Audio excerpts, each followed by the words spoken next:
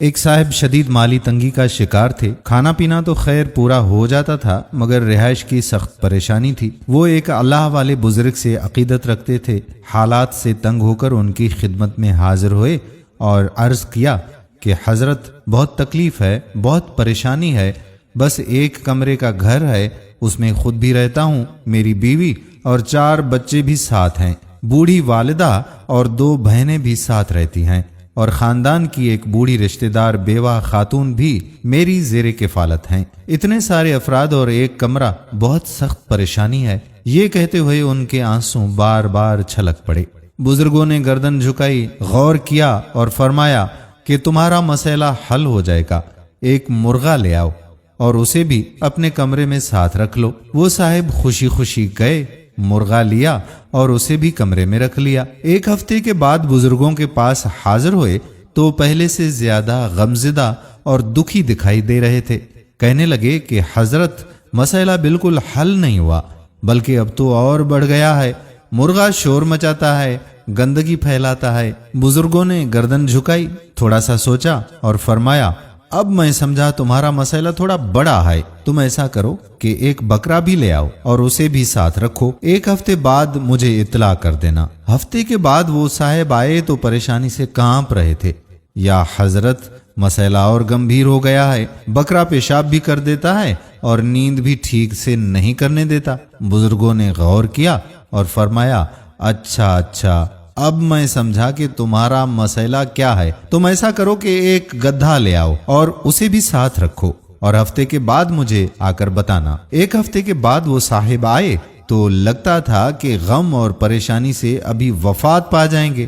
آنسو ان کی آنکھوں سے برس رہے تھے اور وہ ادھموئے ہو چکے تھے۔ کہنے لگے یا حضرت اب تو زندگی سے تنگ آ گیا ہوں، گدھے نے تو جینا ہی حرام کر دیا ہے۔ بزرگوں نے فرمایا اچھا ایسا کرو کہ مرغا نکال دو اور ہفتے کے بعد اطلاع کرنا۔ وہ صاحب ہفتے کے بعد آئے اور کہنے لگے کہ حالات میں تھوڑی سی بہتری ہو گئی ہے۔ بزرگوں نے کہا کہ اچھا اب بکرا بھی نکال دو اور ہفتے کے بعد اطلاع کرو۔ ہفتے بعد انہوں نے آ کر بتایا کہ حالات پہلے سے اب کافی بہتر ہیں۔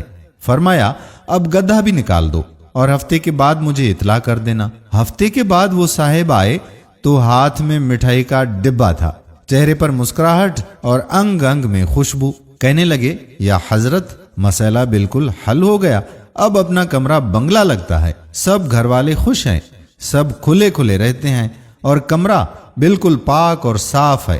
اسی خوشی میں مٹھائی لایا ہوں، قبول فرمائیے۔ وہ صاحب مٹھائی دے کر چلے گئے تو بزرگوں نے فرمایا کہ اب اس کی گاڑی کامیابی والی سڑک پر آ گئی ہے، اب یہ ہر دن مزید راحت اور ترقی پائے گا انشاءاللہ۔ دوستو شکوے سے ترک۔ وہ صاحب جب پہلی بار بزرگوں کے پاس آئے تھے تو وہ رو رہے تھے اور آخری بار جب آئے تو خوش تھے، حالانکہ وہی کمرہ تھا اور وہی افراد، کچھ بھی اضافہ نہ ہوا تھا۔ دوستو اب ذرا سوچئے، شکوے سے شکر تک۔ وہ صاحب جب پہلی بار بزرگوں کے پاس آئے تھے تو وہ رو رہے تھے، آخری بار جب آئے تو خوش تھے، حالانکہ وہی کمرہ تھا، وہی افراد تھے، کچھ بھی اضافہ نہیں ہوا تھا۔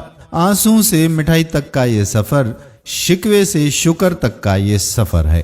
شکوے سے شکر تک کا یہ سفر بظاہر بہت چھوٹا ہے مگر حقیقت میں یہ زمین سے آسمان تک کے سفر سے بھی زیادہ بڑا ہے۔ وہ صاحب آئے تھے تو بزرگوں نے سمجھ لیا کہ ان کے رزق میں تنگی کا بڑا سبب ان کی ناشکری اور بے صبری ہے۔ یہ اگر ناشکری چھوڑ دیں تو ان کی روزی کے تمام دروازے کھل جائیں گے۔